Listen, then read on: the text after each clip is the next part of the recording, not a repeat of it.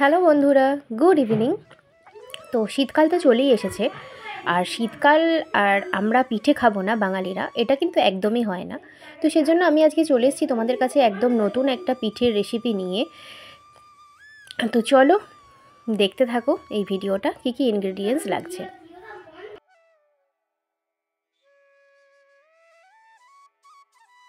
যদিও পিঠে খাওয়ার জন্য আদর্শ কোনো সময়ের প্রয়োজন হয় না আমাদের, তবুও যে কোনো মুহূর্তেই কিন্তু আমরা বানিয়ে পিঠে খেতেই পারি। তবুও আজকে যেই পিঠেটা দেখাবো আমি তোমাদেরকে, সেই পিঠেটা কিন্তু তোমরা যে কোনো পুজো পরবেও বাড়িতে বানিয়ে খেতে পারো। তো তার জন্য নিয়েছি আমি বেশ খানিকটা আতপ চাল। মাত্র দুটো উপকরণ দিয়েই আমি আজকে এইটা বানিয়ে ফেলতে পারবো, আর তোমরাও দেখে নাও খুব সহজেই এটা বানিয়ে ফেলতে পারবে বাড়িতে। তো চালটা আমি নিয়েছিলাম 500 গ্রাম চাল নিয়েছি, আর এটাকে বেশ খানিকক্ষণ ধরে জলের মধ্যে ভিজিয়ে রেখেছি, যতক্ষণ পর্যন্ত না এটা একদম মিহি হয়ে যাচ্ছে। তো বেশ খানিকক্ষণ ভিজিয়ে রাখার পর তারপরে আমি এটাকে একটা গামছার মধ্যে মিলিয়ে দিয়েছিলাম, জলটা যাতে শুষে নেয় সেই কারণে। তো জলটা পুরোটা শুষে নেওয়ার পরে তারপরে আমি এটাকে একদম একটা মিহি পেস্ট বানিয়ে নিয়েছি, মানে চালটাকে গুঁড়ো করে নিয়েছি। আতপ চালের গুঁড়ো দিয়েই আমি আজকে এই পিঠেটা বানাবো। তো এখানে দেখতে পেয়েছো এটা আমি পুরোটা বানিয়ে নিয়েছি। আর এখানে দেখো এই যে দুটো মাত্র উপকরণ বলেছিলাম, একটা হচ্ছে গুড় আর একটা হচ্ছে চালের গুঁড়ো, আর কিচ্ছু জিনিস লাগবে না। তো প্রথমে আমি কি করব, চালের গুঁড়োটাকে ছাঁকনি দিয়ে খুব ভালোভাবে, মানে চালুনি দিয়ে আর কি চেলে নেব, যাতে এর মধ্যে কোনো লাম্পস না থাকে, পুরো যেন মিহি গুঁড়োটা বেরোয়, তাহলে সেটা দিয়ে বানালে সবথেকে ভালো হবে। তো আর যেটা অবশিষ্ট থাকবে সেগুলো আমি ফেলে দেব। এটা হচ্ছে আমাদের বাঁকুড়া জেলার একটা বিখ্যাত পিঠে। এই পিঠেটার নাম হচ্ছে আরশে পিঠে। তোমরা কেউ কোনোদিন আগে খেয়েছো কিনা বা বানিয়েছো কিনা আমি জানি না। তো এটা আমার অসাধারণ লাগে। আমার বৌদির মা এটা খুব ভালো বানায়, আর প্রত্যেক বছর দুর্গাপুজোর সময়তেই এটা বানিয়ে পাঠায় আমাদের জন্য, আর আমাদের তো ভীষণ ভালো লাগে। তো এটা কিন্তু বানানোটা মানে খুব ইজি, কিন্তু তার মধ্যেও একটু শক্ত ব্যাপার আছে, যেটা একটু জেনে নিলেই কিন্তু খুব ভালোভাবেই তোমরা করে ফেলতে পারবে। তো আমার বৌদি মা প্রত্যেক বছরই আমাদের জন্য বানায় আর পাঠিয়ে দেয়, কিন্তু আমাদের ওই দুটো একটা করে খেয়ে পোষায় না। তো সেই জন্য আমি এটা নিজেই আজকে বানানো প্র্যাকটিস করেছি এবং বাড়িতে বানিয়েছিলাম আর খেয়েছি, এবং খেতে অসাধারণ হয়েছিল। তো তোমরাও কিন্তু অবশ্যই ট্রাই করতে পারো। আর এটা করে রেখে দেওয়ার পরে 7 থেকে 10 দিন বা 15 দিন পর্যন্ত তোমরা কিন্তু এমনি যে কোনো একটা পাত্রে বাইরেই রেখে দিতে পারো, ফ্রিজে রাখার কোনো প্রয়োজন পড়ে না, এমনি রেখেই কিন্তু তোমরা খেতে পারো। আর খুব সুন্দর টেস্ট হয় আর খুব নরম হয়। আর এটাকে কি করতে হবে, বানিয়ে নেবার পরে একদিনের মতন রেখে দিতে হবে, বানিয়ে সঙ্গে সঙ্গেই বানালে চলবে না। তো সেই জন্য কী করতে হবে, প্রথমে আমি দেখো একটা কড়াই নিয়ে নিয়েছি, আর কড়াইয়ের মধ্যে যতটা গুড় ছিল, গুড়ের পরিমাণটা তোমাদেরকে বলে দিই। 500 গ্রাম চালের জন্য 250 গ্রাম গুড় দিলেই যথেষ্ট। তো এটা চিনি দিয়েও বানানো যায়, কিন্তু গুড় দিয়ে বানানোই সবথেকে ভালো হয়। আর 1 কেজি চালের জন্য 500 গ্রাম গুড় নিতে পারো তোমরা। তো এটাই হচ্ছে চাল আর গুড়ের পরিমাণ।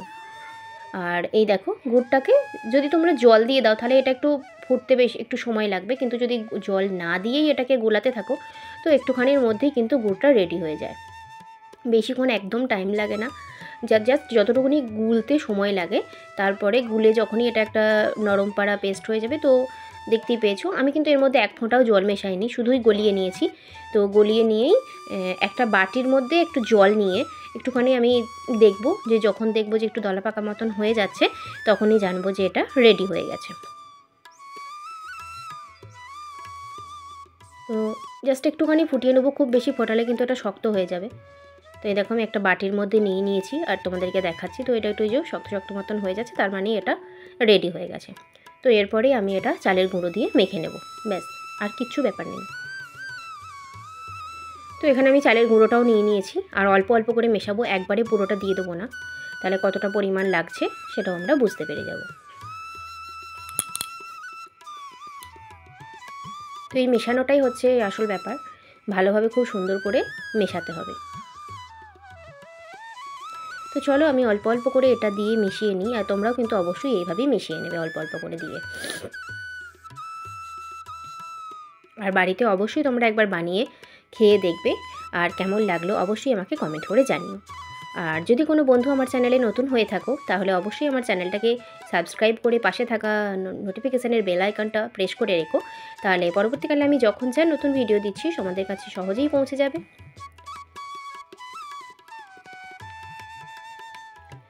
তো এদিকে দেখো আমার এটা মিক্স হয়েই যাচ্ছে।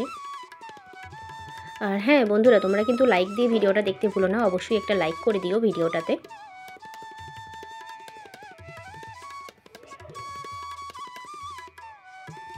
তো এই দেখো এখানে আমার এটা বানানো হয়ে গেছে যতটা পরিমাণ ছিল। আর এরকম ধরনের হবে, অনেকটা নারকেল নাড়ু আমরা যেমন বানাই, গুড় দিয়ে নারকেল নাড়ু দিয়ে যেমন বানাই, তো সেরকম মতনই ব্যাপার আর কি। এটা যখনই এর সাথে পুরোটা মিশে যাবে তখনই আমি এটাকে তুলে নেব, একটা পাত্রের মধ্যে তুলে নেব। তো প্রথমেই কী করতে হবে, একটা পাত্র নিয়ে মানে যে কোনো একটা থালা বা কিছু যার মধ্যে তোমরা এটাকে রাখতে চাও সেটা নিয়ে তার মধ্যে কিছুটা তেল দিয়ে দিতে হবে, দিয়ে ভালো করে চারিদিকটা থালাটায় তেলটা বুলিয়ে দিতে হবে। তারপর ওই যেটা বানিয়েছি সেটাকে এর মধ্যে তুলে নিতে হবে। আর যে আমরা গুড় আর চাল গুঁড়োর যে ব্যাটারটা আমরা বানালাম ওটা কিন্তু একদমই শক্ত শক্ত করা যাবে না, তাহলে কিন্তু জিনিসটা খেতে খুব শক্ত হয়ে যাবে। এটা একদম নরম নরম করেই বানাতে হবে, যেমন আমরা নারকেল নাড়ুর ইয়েটা বানাই সেই রকম নরম নরম করেই বানাতে হবে। আর এই চাল গুঁড়োর আর এটা তুলে নিয়ে খুব ভালোভাবে থালার মধ্যে চারিদিকে মিলিয়ে দিতে হবে ঠান্ডা হতে দেওয়ার জন্য।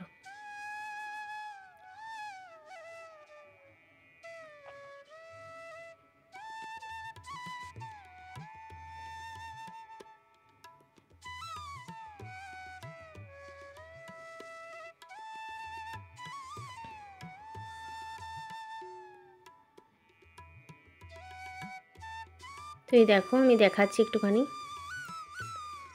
হাতে করে করলেই ওটা কিন্তু ভালো ভালো গোল পেকে যাচ্ছে। তো এটাকে আমি খুন্তির সাহায্যে করে নিচ্ছি, কারণ জিনিসটা গরম আছে, গরমের মধ্যে বেশি করতে গেলে হাত পুড়ে যাবে, তো সেই কারণে আমি এটাকে ঠান্ডা হওয়ার জন্য রেখে দিচ্ছি। তো তোমরা চাইলে কিন্তু সঙ্গে সঙ্গেও বানিয়ে নিতে পারো, তবে আমি তোমাদেরকে বলবো সঙ্গে সঙ্গে না বানিয়ে একটা দিন পুরো রেখে দিতে ঢাকা দিয়ে, তারপরের দিন তোমরা কিন্তু বানাবে। এটা কিন্তু ফ্রিজে রাখার কোনো প্রয়োজন নেই, বাইরেই রাখবে, বাইরেতেই একটা পাত্র ঢাকা দিয়ে এটাকে পুরো একটা দিন মানে 24 ঘন্টা পরে গিয়ে তোমরা এই জিনিসটা বানাবে, তাহলে দেখবে ভীষণ টেস্ট হবে। আর হ্যাঁ, আর একটা জিনিস হচ্ছে সাদা তিল, ওপর থেকে বেশ খানিকটা সাদা তিল এর মধ্যে ছড়িয়ে দেবে, তাহলে সাদা তিলগুলো যখন মুখের মধ্যে পড়বে না খেতে কিন্তু দারুণ লাগে। আর এটা তো আমরা একবার মেখে নেব, যেমন করে আঠা মাখি সেরকম করে মেখে নেব, তাহলেই গোটাটা এর সাথে মিশে যাবে। আর যখন বানাবো তারপরে যখন তেলে ভাজা হবে তখন এটা খেতে দারুণ লাগবে। তো চলো আমি এটা ভালো করে মেখে নিই, এখন একটু গরম আছে।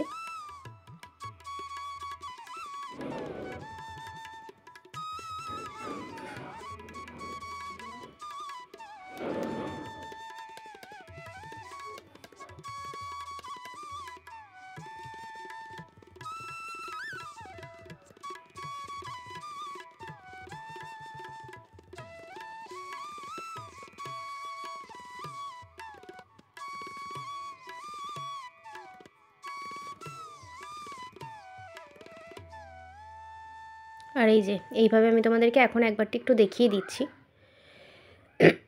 তোমরা যে যেমন সাইজের করতে চাও, ছোট বড় যে যেমন সাইজের করতে চাও সেই রকম মতন করে কিন্তু গোলটা পাকিয়ে নিতে পারবে। তো এটা আমার এখন হয়ে গেছে, আমি এটাকে এখন রেখে দেবো, একদিনের জন্য পুরো রেখে দেবো, তারপরে আমি আসবো তোমাদেরকে দেখানোর জন্য। তো বানানোর সময় তোমরা কি করবে, হাতে অল্প করে একটু তেল নিয়ে নেবে,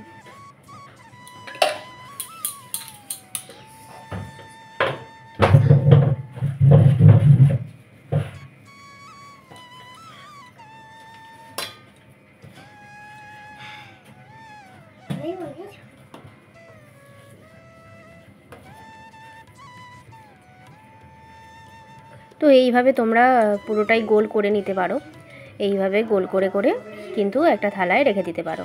আর এছাড়া তোমরা আরও একটা জিনিস করতে পারো, সেটা হচ্ছে একটা পলিথিন নিতে পারো, যেমনভাবে আমরা চপ বানানোর সময় আলুর পুরগুলোকে পলিথিনের মাধ্যমে করি, তো সেইভাবেও কিন্তু করে নিতে পারো, তাহলে কিন্তু খুব সহজেই উঠে যায় এবং তাড়াতাড়ি হয়েও যাবে।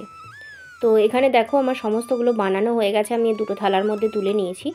আর এখানে আমি তেল দিয়ে দিয়েছি, বেশ খানিকটা তেল দিয়ে দিয়েছি। এটাকে ডুবো তেলে ভেজে নিতে হবে। খুব শক্ত করে এটা যদি পুরটা মাখো দিয়ে যদি তোমরা ভাজতে যাও তাহলে কিন্তু খুব সহজে ওটাকে টেনে নেয়, জলটা যেটা থাকে সেটা টেনে নেয়।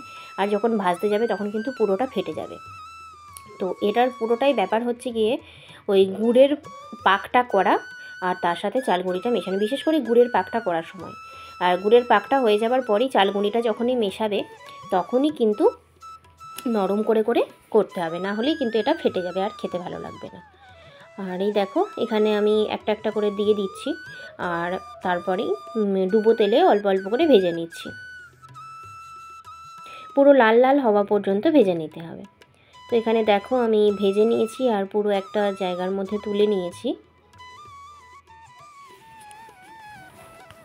আর এখন দেখো আমি কয়েকটা নিয়ে তোমাদেরকে দেখাচ্ছি যে জিনিসটা কতটা নরম হয়েছে।